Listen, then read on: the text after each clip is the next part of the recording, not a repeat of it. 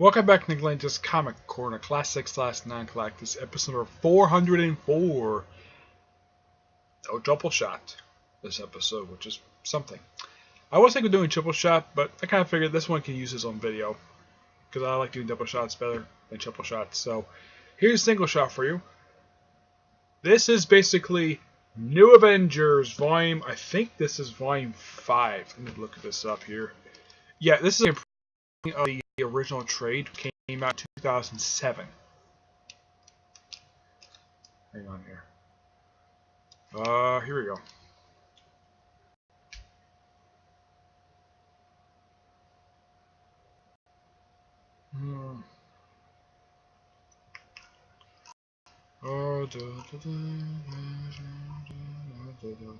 Yeah, this was originally printed as New Avengers Volume 5. Though for some reason for the second printing, they took out the volume numbering. Now, this is basically the Civil War tie-in. This is the original Civil War tie-in issues for Civil War 1. Yeah, even though I reviewed most of the Civil War trades, I haven't reviewed this one yet. Now, when this came out, this was the only Avengers book out at that particular point. Of course, now we have about 5 or 6 books. We have Avengers, we have US Avengers, we have Ultimate, which is kind of an Avengers group. Let's see, we also have, I'm trying to think. I think that's it. Yep, just these 3 Avenger books. Oh, and Occupy Avengers.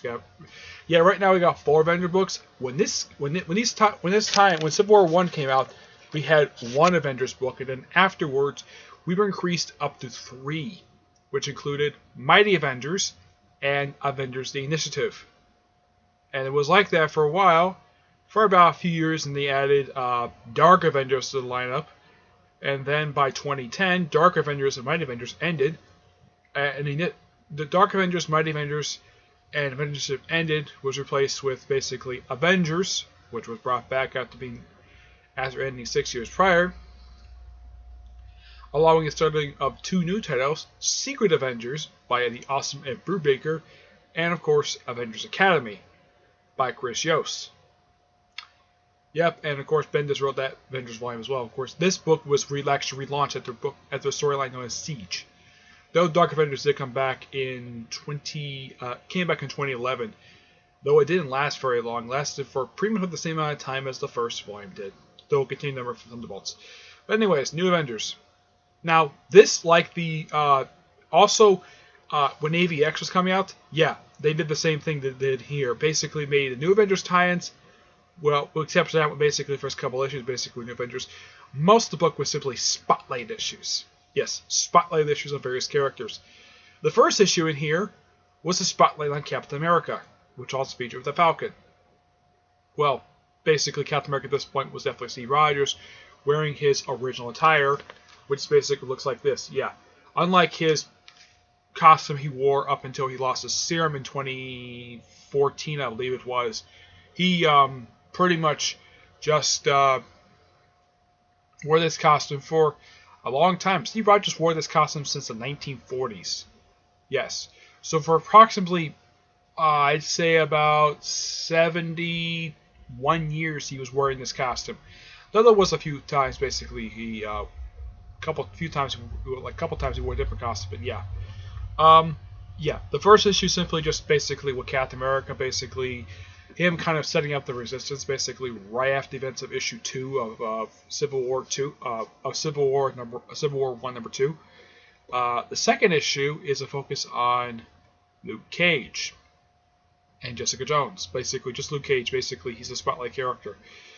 And basically, and I shall point out though at this point, Carol Danvers was not Captain Marvel at this point. She was, let's see if I can show it here. She was, in fact, under a different identity.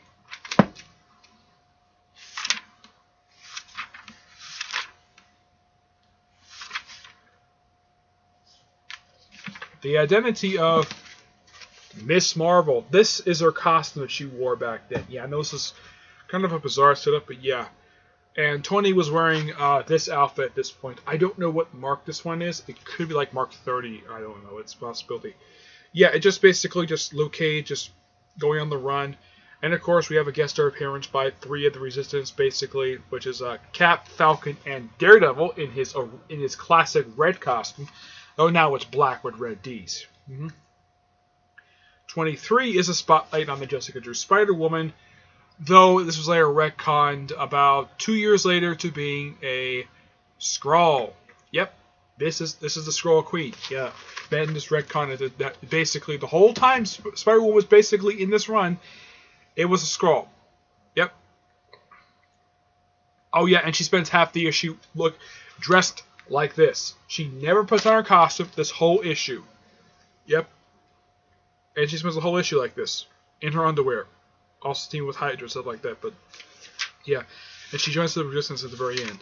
Now 23 is focused on a character that now you're thinking of. Okay, this character is barely around anymore. The last time I saw this guy physically in a comic book was way back in was only 3 years ago.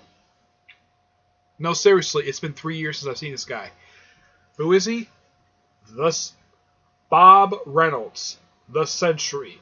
A character Marvel tried to push in the mid-2000s. A push that failed miserably. Yeah, because nobody cared. I kind of liked the character. I liked the stories he was involved in. But nobody cared.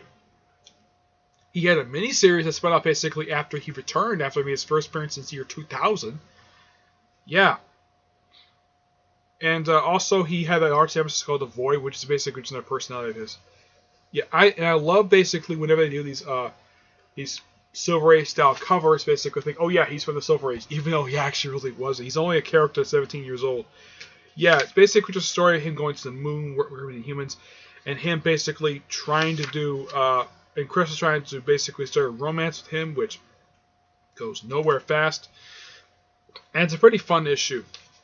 Despite the fact Sentry is not personally, I don't hate him like a lot of people do, but he's just not very well liked character. And the last issue is focused on Tony Stark. Now, from what I can tell for this one, this takes place, I would say, just after Civil War ended. I'd say, yeah, it's actually a pretty nice issue. Bendis does a nice job. Of course, later on he would write Iron Man title in 2015. He would write the Iron Man title 9 years after this issue came out. But yeah, just a spotlight issue on Iron Man, basically him getting in trouble, basically also trying to break Avengers Tower, and then Maria Hill just basically help him out, which is nice. Now there's at least each one of these issues has a different artist on it. Issue 21 that's drawn by Howard Schenken. I got a chance to meet him at Comic-Con. 22 is done by Leno Yu, who actually did come back to do some Avengers issues, and I think he did some Secret Wars books. 23 is done by Oliver Capel. 24 is done by Paco Ferry. And for one page is Paul Smith. And the final issue is done by Jim Chung. I think it's how you pronounce his name. But yes, this is actually really good, even though it's basically a spotlight book. Yeah, because after issue 20, basically, after having its fourth arc, they pretty much, Bendis is like, okay, for my Civil War tie-in, I am not going to have a story arc. I'm just going to have a series of 5 one-shot issues, and then do another one-shot issue, and then start up the next arc. Which, by the way, the issue that comes right after this one is Hawkeye's first appearance as House of M. No, seriously, it's his first appearance as House of M. And he does something really unexpected in that issue. He basically has sex with the Scarlet Witch, the same woman who basically killed him during Avengers Assemble. No, seriously, that's what happens. But when it comes to this is actually really, really good. But yes, it has been some time since I read these issues. Now, reading this again. Now, when this came out, when Civil War started, basically, I only been reading comics for 2 years. So I had a good understanding of who some of these characters were, thanks, of course, to some of the anime shows I had watched. So the Sentry was basically a new character to me, but a lot of the other characters appeared here. Spider-Woman, I got a chance to get known here, but yeah. It took me some time, even after this volume concluded, issue 64. But yeah, I got the volume done. As of right now, I basically have read the entire series. Now, some of you might ask, how long did Bendis run last New Avengers? Combined 2 volumes is 98 issues, plus New Avengers finale. And also, he did 4 annuals for the series. 3 annuals for this volume and 1 annual for the successor volume. Volume 3 also had an annual, and I believe Volume 4 had an annual as well. But at least they had annuals, but surprisingly only 1. Yeah, I don't really know why they ever put out more than 1. Yeah, it's something Marvel's doing nowadays, basically, for some of these volumes, basically, because they don't last too long. So they put out 1 annual, and that's it. But this is good. I'm going to get this a rating of 9.5 out of 10. It's actually really good.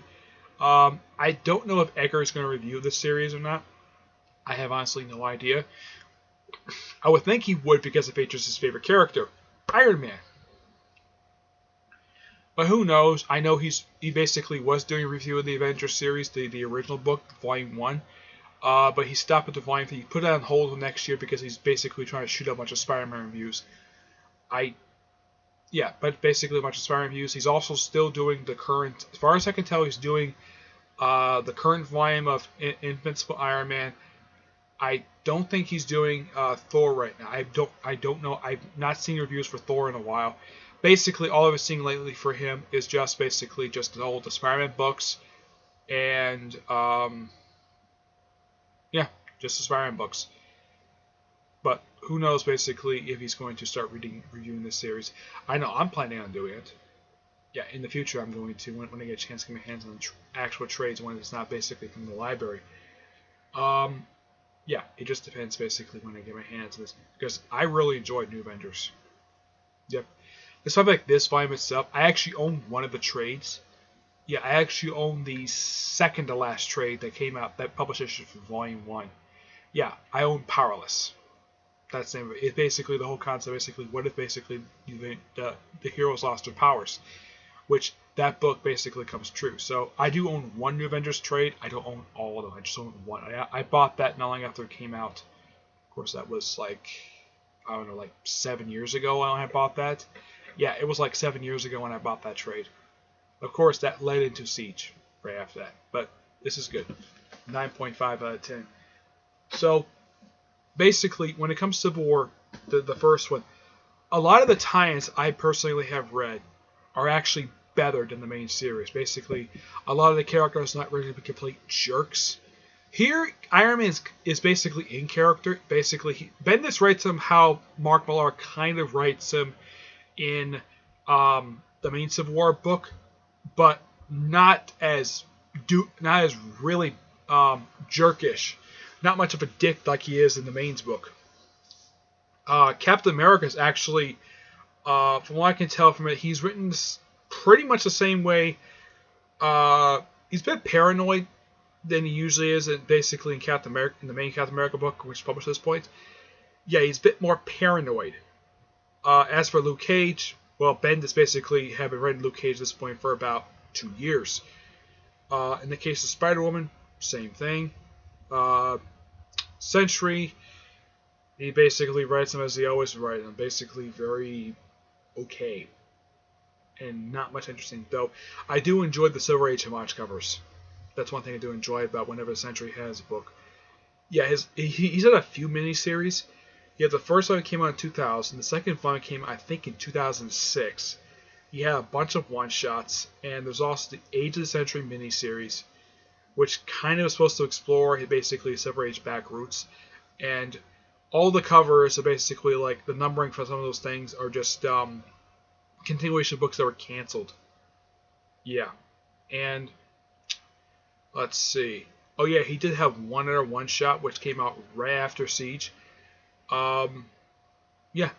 It basically was talking about basically the Sentry's funeral. Now the Sentry himself remained dead for basically 3 years until Rick Remender brought him back as a Horseman of Death. And remained that way for a year. And now he's gone. And it's been 3 years since Sentry has made an appearance. Spider-Woman has changed costumes since this book has come out. She changed costumes in 2015. Yeah. Changed outfit 2 years ago. Luke Cage goes to various different tires, so it doesn't look like he's going to. Cap, anybody who reads Secret Empire knows what he's doing now. Iron Man is basically going through he basically had gone through he basically got new armor. Currently, he's in a coma. Yep, that's the current state for him. And of course, Falcon basically was Captain America for the past few years. But I enjoyed Sam Wilson's time as Captain America. I don't know why other people had that problem with it. But yeah.